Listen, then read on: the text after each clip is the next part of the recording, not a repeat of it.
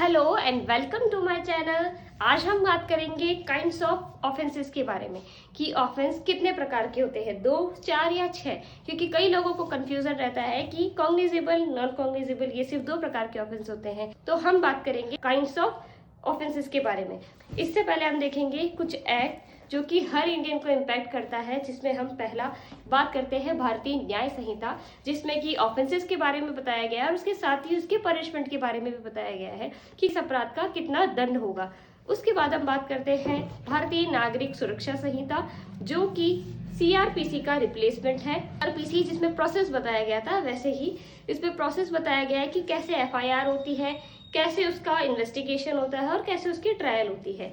अब हम बात करते हैं भारतीय साक्ष्य अधिनियम। इस एक्ट के अंतर्गत ये बताया गया है कि कौन कौन से एविडेंस एडमिसिबल है, कौन से नहीं है, कैसे उनका बर्डन ऑफ प्रूफ पता है, या फिर कैसे उनका examination, cross examination, chief examination किया जाता है। और ये इंडियन एविडेंस एक्ट का रिप्लेसमेंट है। अब हम बात करते हैं ऑफेंसेस के बारे में कि ऑफेंस क्या है। तो ऑफेंस की डेफिनेशन जो कि भारतीय न्याय संहिता 2023 में दी गई है, any act is forbidden by law is an offence. कोई भी ऐसा कार्य जो कि लॉ के द्वारा मना किया गया है वो एक ऑफेंस है। अब हम बात करते हैं काइंड्स ऑफ ऑफेंसेस के बारे में, इन्हें हम कैसे अच्छे से समझ सकते हैं। तो सबसे पहले बात करते हैं कि ऑफेंस कौन कौन से हो सकते हैं। लाइक हमने लिया मर्डर, डाउरी डेथ या फिर अटेम्प्ट टू मर्डर, ये होते हैं एक सीरियस प्रकार के ऑफेंसेस।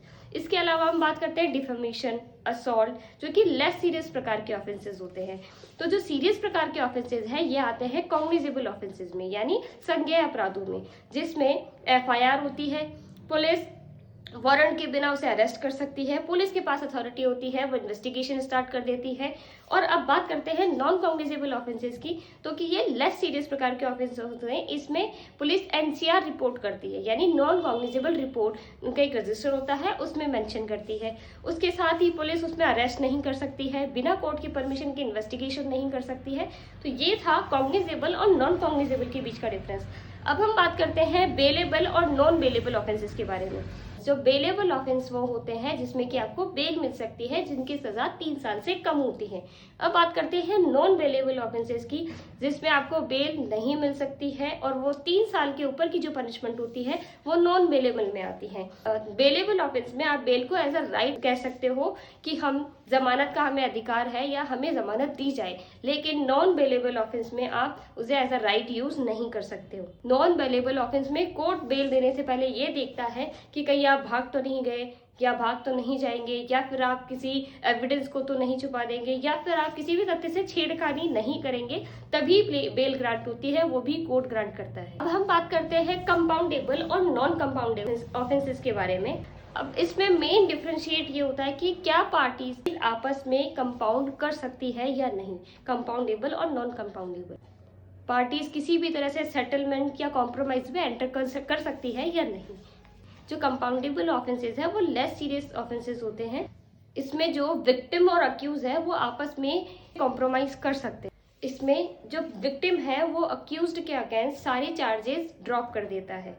और इसका एग्जांपल हम ले सकते हैं थेफ्ट, डेफेमेशन और ट्रेसपास, जिसमें कि कंपाउंड किया जा सकता है या समझौता किया जा सकता है। लेकिन इसमें कुछ ऑफेंसेस ऐसे होते हैं जिसमें सेटलमेंट्स में एंटर करने से पहले कोर्ट की परमिशन लेनी होती है, और कुछ ऐसे होते हैं कि बिना कोर्ट की परमिशन के भी सेटल किए जा सकते हैं। उसके बाद हम बात करते हैं नॉन कंपाउंडेबल ऑफेंसेस के बारे में, जो कि सीरियस प्रकार के ऑफेंसेस होते हैं, जैसे कॉग्निजेबल ऑफेंसेस होते हैं। क्योंकि जैसे इसमें एग्जाम्पल लेते हैं रेप, मर्डर, जिनमें कंपाउंड नहीं किया जा सकता है, जिसमें कोई भी प्रकार का समझौता नहीं किया जा सकता है, वो होते हैं नॉन कंपाउंडेबल ऑफेंसेस। इसमें कंपाउंड अक्यूज और जो विक्टिम है वो कंपाउंड नहीं कर सकते हैं, क्योंकि अगर विक्टिम ने कंपाउंड कर लिया तो जो अक्यूज है वो आगे भी क्राइम करेगा।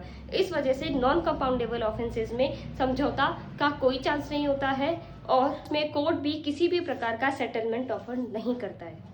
तो चलिए एक क्विक रैप अप कर लेते हैं cognizable, non cognizable, bailable, non bailable, compoundable और नॉन कंपाउंडेबल के बीच में।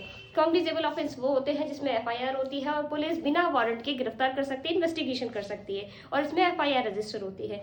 नॉन कॉग्निजेबल वो ऑफेंस होते हैं जो कि लेस सीरियस प्रकार के ऑफेंस होते हैं, उसमें एनसीआर होती है, नॉन कॉग्निजेबल रिपोर्ट। इसके बाद हम बात करते हैं बेलेबल और नॉन बेलेबल। बेलेबल जिसमें बेल दी जा सकती है जो कि 3 साल से नीचे के होते हैं, और नॉन बेलेबल जिसमें बेल ग्रांट नहीं की जा सकती और 3 साल से ऊपर की पनिशमेंट होती है। कंपाउंडेबल और नॉन कंपाउंडेबल। कंपाउंडेबल ऑफेंसेस वो होते हैं जिसमें कि समझौता किया जा सकता है, और नॉन कंपाउंडेबल ऑफेंसेस वो होते हैं जिसमें कि समझौते की किसी प्रकार की कोई भी प्रावधान नहीं होती है। तो कैसा लगा आपको ये वीडियो, कमेंट में जरूर बताइए। और अगर आप चाहते हैं कि एफआईआर और कंप्लेंट के बीच में डिफ्रेंशिएट करके मैं कोई वीडियो बनाऊं तो उसके लिए प्लीज आप कमेंट में जरूर बताइए। Thank you so much.